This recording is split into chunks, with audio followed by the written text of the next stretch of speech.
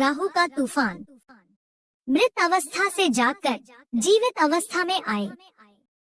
कुंभ राशि की 10 सच होने वाली भविष्यवाणी जो उड़ा देगी आपके होश। दोस्तों, कभी कभी जीवन में ऐसा समय जरूर आता है जब ताकत होने के बावजूद इंसान को चुप रहना पड़ता है, बहुत कुछ बर्दाश्त करना पड़ता है। और पिछले 4 महीनों से यही स्थिति रही है कलयुग के राजा राहु देव की। आप सोच रहे होंगे क्यों?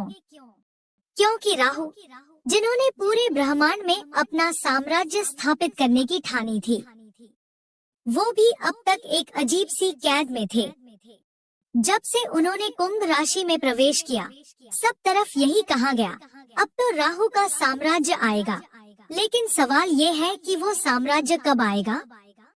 असल में पिछले 4 महीने से राहु मृत अवस्था में थे। ज्योतिष की गहराई में जाएं, तो मृत अवस्था का मतलब होता है जब कोई ग्रह अपने 24 से 30 डिग्री के अंतराल में होता है। उस समय ग्रह की शक्ति दब जाती है, जैसे एक सोता हुआ योद्धा। राहु भी सोए हुए थे, लेकिन अब कहानी बदलने वाली है।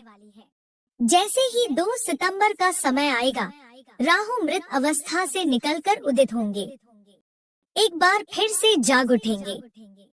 समझ लीजिए, मानो एक बूढ़ा योद्धा फिर से जवान बन रहा हो।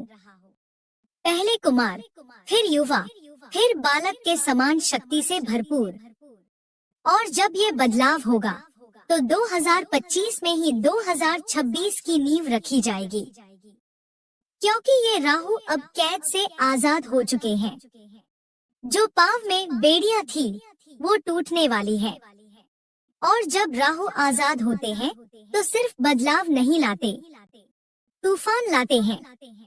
शास्त्रों में कहा गया है, ज्यादातर ग्रह हवा की तरह चलते हैं, लेकिन राहु तूफान की तरह आते हैं। और ये तूफान कुंभ राशि के जीवन को पूरी तरह बदल देगा। राहु आपके अपने ही लग्न पर, अपने ही स्थान पर बैठे हैं। और सिर्फ यही नहीं, इनकी 3 प्रबल दृष्टियां भी खेल करेंगी। पहली दृष्टि पंचम भाव पर, जहां से आपकी बुद्धि और संतानों का योग जुड़ा है। दूसरी दृष्टि सप्तम भाव पर, यानी विवाह और साझेदारी का घर। और तीसरी दृष्टि नवम भाव पर, यानी भाग्य का स्थान। सोचिए, भाग्य के घर पर राहु की दृष्टि का मतलब क्या है? इसका मतलब है कि अब राहु आपके जीवन की रफ्तार को बदल देंगे। राहु का स्वभाव समझिए, ये लकीर के फकीर नहीं है। ये वही नहीं करते जो सब करते हैं, ये अपना रास्ता खुद बनाते हैं। जब अमृत पाने का समय आया था, तब राहु ने बाकी देवताओं की परवाह नहीं की, बस लक्ष्य पर ध्यान दिया और आखिरकार अमृत प्राप्त कर लिया। अब वही राहु आपको भी वही गुण देंगे। अब वो ताकत, वो जुनून, वो विद्रोही ऊर्जा आपके भीतर आएगी। बड़े लाभ की राह दिखाने वाला एकमात्र ग्रह है राहु। ये आपको नीचाई से उठाकर ऊंचाई तक ले जा सकता है, और अगर समय ठीक न हो तो ऊंचाई से गिरा भी सकता है। लेकिन इस बार राहु सकारात्मक स्थिति में है। और याद रखिए, राहु का कोई अपना घर नहीं, इन्हें घर दिया है शनि ने। इसीलिए इसे राहु का साम्राज्य कहा जाता है। और अब जब ये साम्राज्य शुरू होगा तो इसकी गूंज हर जगह सुनाई देगी। तो आइए दोस्तों, जानते हैं राहु के जीवित अवस्था में आने की वो 10 बड़ी सच होने भविष्यवाणी। लेकिन वीडियो को आगे बढ़ाने से पहले कमेंट बॉक्स में सच्चे मन से लिखिए, जय श्री राम, जय बजरंगबली। और वीडियो को एक लाइक कर वीडियो को हाइप जरूर करिएगा। दोस्तों, चैनल पर नए हैं तो सब्सक्राइब कर लीजिए।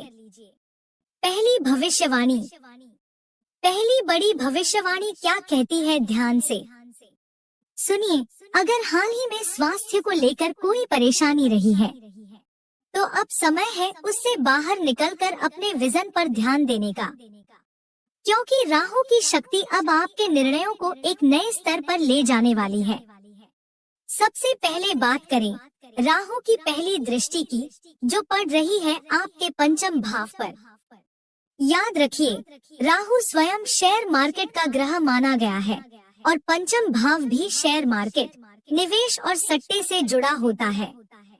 ऐसे में यह दृष्टि इस बात का संकेत है कि अगर आप स्टॉक मार्केट, ट्रेडिंग या किसी प्रकार के निवेश से जुड़े हुए हैं, तो आने वाला समय आपके लिए बड़े लाभ का द्वार खोल सकता है।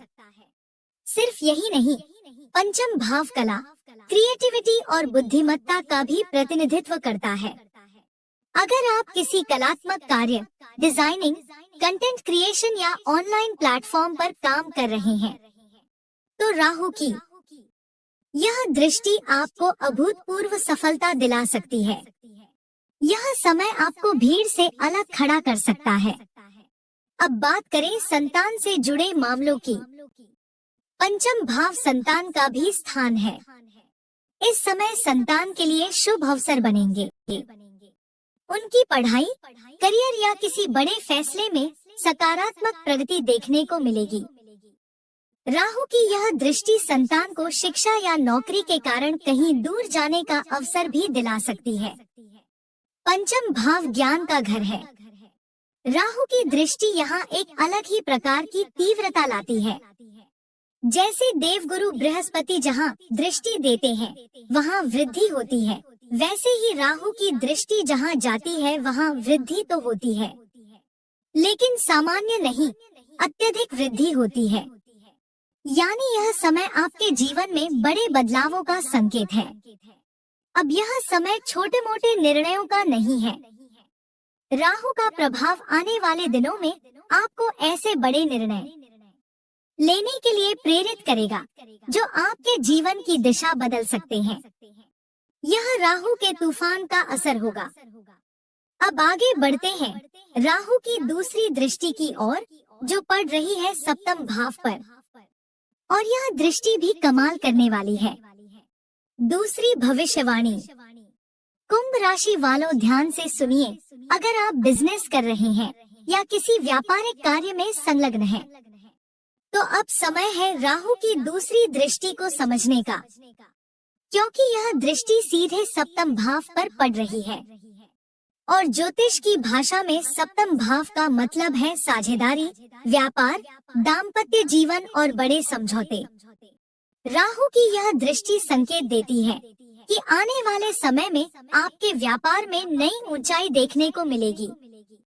अब तक जो क्लाइंट्स नहीं मिल रहे थे, जिन डील्स पर आप महीनों से प्रयास कर रहे थे, वो डील्स इस समय से मिलना शुरू हो जाएंगी। व्यापार का विस्तार, बड़े कॉन्ट्रैक्ट्स और महत्वपूर्ण पार्टनरशिप, ये सब राहु की कृपा से संभव है। सप्तम भाव सिर्फ बिजनेस पार्टनरशिप का नहीं, बल्कि आपके दाम्पत्य जीवन का भी प्रतीक है। इस समय ऐसे व्यक्ति का साथ मिलने के योग है जो आपके जीवन में स्थिरता लाए और आपके काम में भी महत्वपूर्ण भूमिका निभाए। यही नहीं, पुराने मित्रों या पुराने रिश्तों से भी इस समय आपको बड़ा सहयोग मिल सकता है। कोई ऐसा काम जिसकी योजना आपने बहुत पहले बनाई थी, लेकिन हालातों की वजह से उसे अमल में नहीं ला पाए, राहु की दृष्टि के प्रभाव से वही अधूरी योजना अब साकार हो सकती है। यानी राहु की यह दृष्टि आपके जीवन में नए अवसरों का द्वार खोल रही है। और यह सब सिर्फ संयोग नहीं, बल्कि ज्योतिष का सिद्धांत है कि राहु जहां दृष्टि डालते हैं, वहां बदलाव तूफान की तरह आता है। तैयार रहिए, क्योंकि राहु का यह आशीर्वाद अब आपके व्यापार और जीवन दोनों में नई दिशा देगा। तीसरी भविष्यवाणी। अब जानते हैं राहु की तीसरी और अंतिम दृष्टि के बारे में। यह दृष्टि सीधी पड़ रही है नवम भाव पर, जिसे भाग्य का घर कहा जाता है। और इस भाव में जो राशि स्थित है, वह है 7 नंबर की राशि, जिसके स्वामी हैं शुक्राचार्य जी। शुक्राचार्य, जिन्हें दानवों का गुरु माना गया है, और राहु स्वयं दानव कहलाता है। अब सोचिए, जब राहु की दृष्टि दानव गुरु के स्थान पर पड़ेगी तो वहाँ किसी भी तरह की कमी की गुंजाइश नहीं रहती। इसका सीधा संकेत है कि भाग्य आपका पूरा साथ देगा। मान लीजिए आपने मेहनत करके 100 रुपए का काम किया, लेकिन अब तक उसके एवज में सिर्फ 40 रुपए, 50 रुपए या 60 रुपए ही मिल रहा था। राहु की इस दृष्टि के प्रभाव से वह समय खत्म होने वाला है। अब आपको आपके परिश्रम का पूरा फल मिलेगा, यानी भाग्य आपका मजबूत सहायक बनने जा रहा है। यही नहीं, अगर पिताजी से जुड़ा कोई मामला अटका हुआ है, कोई संपत्ति का विवाद है या कोई पुरानी समस्या है, उसमें भी राहत के योग बनते हैं। करियर में भी अगर किसी सीनियर, बॉस या कलीग के कारण तनाव था, तो वह टेंशन अब खत्म होगी। ध्यान रखिए, राहु की मानसिकता हमेशा यही रही है, मुझे हर हाल में अपना लक्ष्य हासिल करना है। जब अमृत पाने का समय आया था, तब राहु ने सारे नियम तोड़ दिए, लेकिन अपने लक्ष्य तक पहुंचकर ही दम लिया। अब वही दृढ़ता, वही जिद राहु आपको भी देने वाले हैं। यह दृष्टि आपको ऐसी मानसिकता प्रदान करेगी कि चाहे कैसी भी चुनौती हो, आप अपने लक्ष्य पर अडिग रहेंगे और अंततः उसे हासिल करेंगे। यह राहु की सबसे बड़ी देन है। अंतिम भविष्यवाणी। हर सिक्के के दो पहलू होते हैं, ठीक वैसे ही राहु के इस प्रभाव के भी दोनों पहलू हैं। एक तरफ यह शक्ति और सफलता का मार्ग खोलता है, तो दूसरी तरफ इसका नकारात्मक पक्ष है, भय और भ्रम। राहु का स्वभाव ही ऐसा है कि यह कभी कभी हमें असमंजस में डाल देता है, बार बार डराता है और भ्रम पैदा करता है। लेकिन याद रखिए, यही समय है जब आपको इन सब चीजों से ऊपर उठना होगा। खुद को एक सकारात्मक ऊर्जा से भरना होगा। वही सोच रखनी होगी जो आपको आपके लक्ष्य तक पहुंचा सके। राहु ने भी यही किया था। जब अमृत पाने का समय आया, तो सबसे पहले उसने अपना लक्ष्य तय किया। फिर उसने हर परिस्थिति में उस लक्ष्य की ओर कदम बढ़ाए। नतीजा, उसने अमृत का पान कर लिया। हालांकि इसके लिए उसे भारी कीमत चुकानी पड़ी। उसका सिर अलग हो गया। ऊपर का हिस्सा राहु बना, नीचे का हिस्सा केतु बना। जब वह भगवान महादेव के पास पहुंचा, तो भोलेनाथ ने कहा, राहु, मैं तुम्हें अपने मुंडमाल में स्थान देता हूँ। इसलिए शास्त्रों में कहा गया, मुंड रच्यति माला पन्नगम उपवीतम वाम विभाग गिरजा रूपम अति ललितम। भगवान विष्णु ने भी राहु को आशीर्वाद देते हुए कहा, सतयुग में तुम्हारा समय नहीं होगा, लेकिन जब कलयुग आएगा, तब तुम इस युग के राजा कहलाओगे। और आज हम कलयुग में हैं, इसलिए राहु का बोलबाला सबसे ज्यादा है। खासकर अभी, जब 18 साल बाद राहु अपनी ही राशि कुंभ में आया है। यह समय अभूतपूर्व है। आपके पास अब कोई सीमा नहीं है। मैदान खुला है, गेंद आपके सामने है और बल्ला आपके हाथ में है। अब यह आप पर निर्भर करता है कि आप कितनी जोरदार हिट लगाते हैं और अपने जीवन को कहां तक ले जाते हैं। राहु को प्रसन्न करने के लिए भगवान शिव की आराधना सबसे प्रभावी मानी जाती है। गंगाजल का स्नान, पवित्र तीर्थों की यात्रा, ये सब राहु के दोषों को दूर करते हैं। और इस समय तो राहु स्वयं आपके अंदर विद्यमान है, आपकी राशि में स्थित है। इसलिए जब भी नहाएं, पानी में कुछ बूंदे गंगाजल की जरूर मिलाएं। इससे राहु का सकारात्मक प्रभाव और भी मजबूत होगा, भाग्य की प्रबलता बढ़ेगी और करियर में नई शुरुआत का मार्ग खुलेगा। उम्मीद है आपने इस ज्ञान को समझा और इसे अपने जीवन में अपनाएंगे। अगर मेरा समझाने का प्रयास आपको सार्थक लगा हो, तो अपना प्यार भरा लाइक और कमेंट जरूर कीजिएगा। और हाँ, अगर अभी तक आपने चैनल को सब्सक्राइब नहीं किया है, तो सब्सक्राइब जरूर करें। पुनः आप सभी का दिन शुभ हो। भगवान महादेव का आशीर्वाद आप पर बना रहे।